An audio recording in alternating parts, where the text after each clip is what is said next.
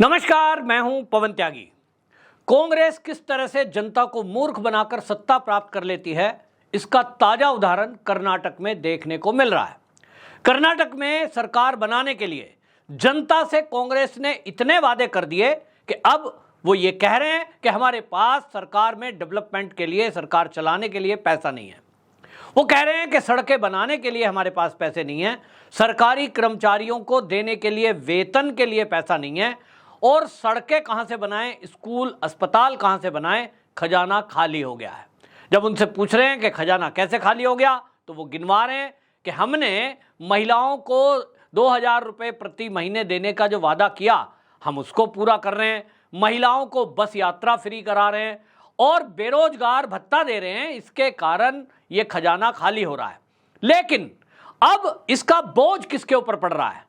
ये जो कांग्रेस की सरकार कर्नाटक में चल रही है, अब ये इसकी भरपाई के लिए भारतीय जनता पार्टी उनको ये आरोप लगा रही है कि ये जनता की गाड़ी कमाई उससे उगाही कर रहे हैं।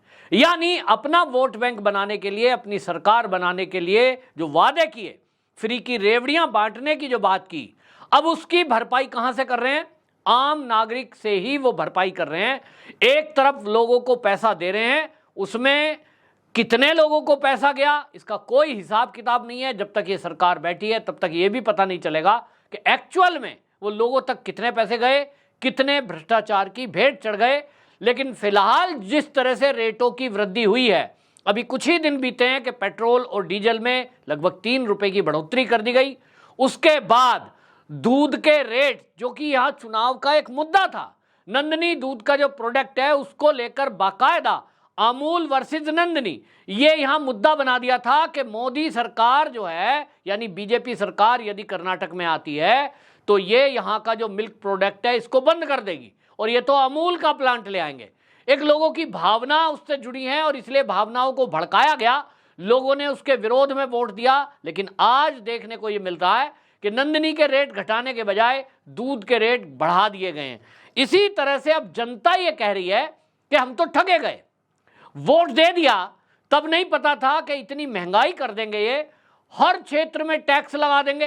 तो एक तरह से कर्नाटक का जो आम नागरिक है, जो मध्यम फैमिली का व्यक्ति है, जिसको फ्री का कोई लाभ नहीं मिल रहा, वो जो बस में नहीं चलता, वो जिनको बेरोजगारी भत्ता नहीं मिल रहा, जो नौकरी कर रहे हैं, जो कोई व्यापार कर रहे हैं, कोई खेती कर रहे हैं, उनकी जेब ढीली की जा रही है।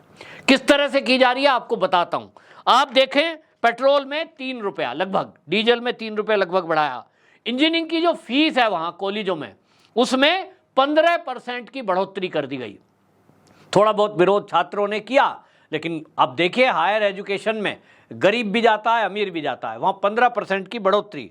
स्टाम्प ड्यूटी, आप अगर मकान की वहां रजिस्ट्री कराने जा रहे हैं तो 200 से 500% बढ़ा दी गई है।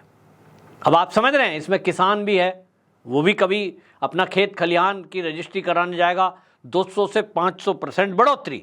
वाहन रजिस्ट्री में 3% सरचार्ज लगा दिया गया है। आप कोई भी वाहन खरीदते हैं, मोटरसाइकिल, कार, ट्रैक्टर, उस पर 3% आपको एक्स्ट्रा देना है। जो ईवीएस लाइफ टाइम है, उस पर लाइफ टाइम एक टैक्स लगाया है। इसी तरह दूध में 3 रुपए बढ़ाए हैं। और अब डीके शिव कुमार जो उप मुख्यमंत्री वहां पर हैं, उन्होंने कार्यक्रम में ये इशारा कर दिया कि भाई जो सरकार का खजाना खाली है, हम पर बोझ पड़ रहा है, अब इसको देखते हुए ऐसा करना पड़ेगा कि पानी का टैरिफ भी बढ़ाना पड़ेगा।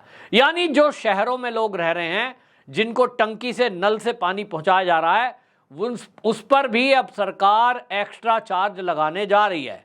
इससे कर्नाटक की जनता अब ये समझ रही है कि देखिए चुनाव निपट गया, लोगों ने वहां अपना वोट जो है, कई सीटें जीती हैं कांग्रेस ने, तो लोग कहते हैं हमारी वोट चली गई। हमको लगा कि कांग्रेस आई है, राहुल गांधी वादा कर रहे हैं, देश में जगह जगह घूम घूम कर कह रहे हैं कि हम तो खटाखट स्कीम चलाएंगे, महिलाओं को 1 लाख रुपया प्रतिवर्ष देंगे, 8,500 रुपये हम हर महिला को देंगे, इस तरह का वादा किया।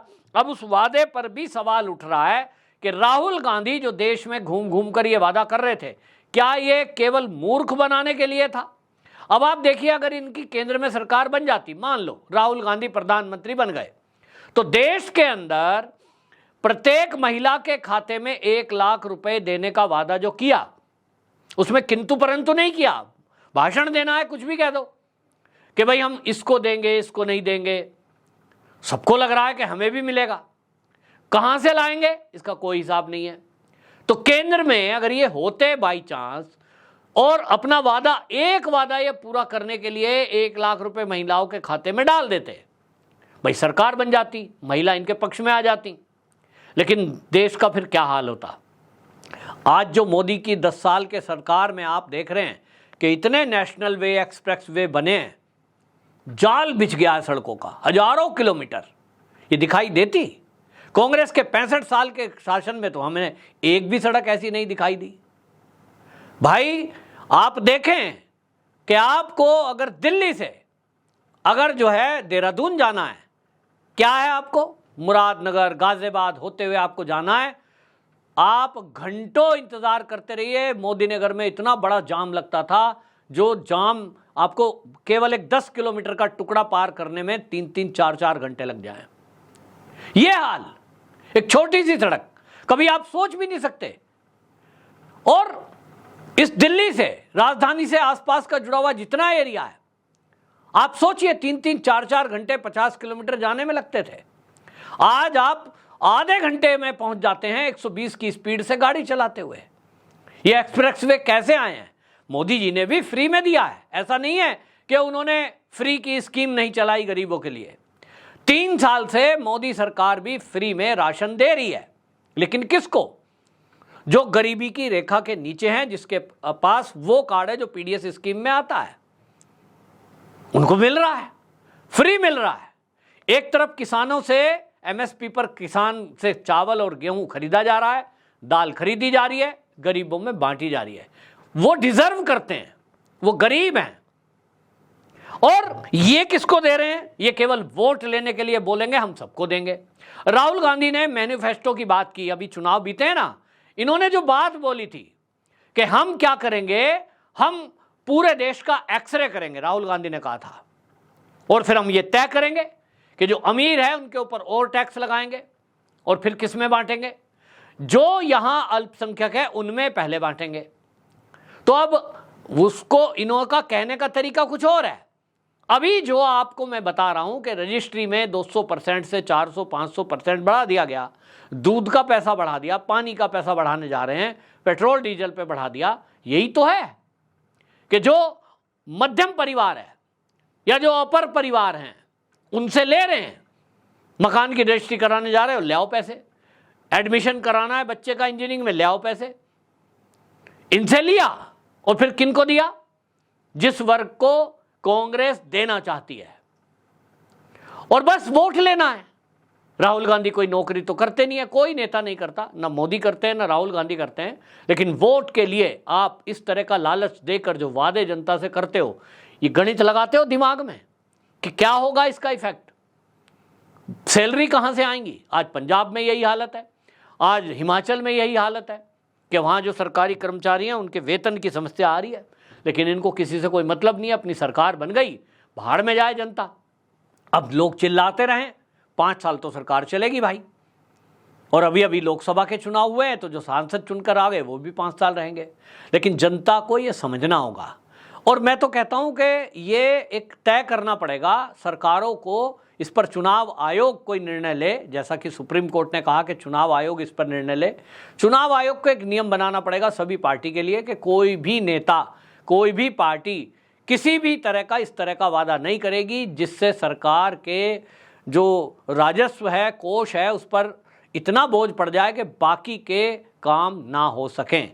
हाँ, ये भी साथ में बताया जाए कि आप ये पैसे दे रहे हो तो इसकी इनकम का सोर्स क्या होगा। अब आप पहले ही अगर ये बात कांग्रेस बोल देती कि हम जो है फ्री की योजना चला रहे हैं, लेकिन इसके लिए हम रजिस्ट्री में पैसे बढ़ाएंगे, हम दूध का पैसा बढ़ाएंगे, हम जो है तेल पे पैसे बढ़ाएंगे, तो क्या इन्हें वोट मिलते? ऐसा कोई करता नहीं, ऐसा कोई बताएगा नहीं। और बस यही है जनता को छलकर वोट लेना। जरूरतमंदों को आप बस यात्रा फ्री कराइए, ये समझ में आता है। पीडीएस स्कीम में जिनके पास कार्ड है भाई, उसमें उस कार्ड के साथ एक कार्ड बना दो या कार्ड दिखा के बस में यात्रा करा दो, ये तो समझ में आता है।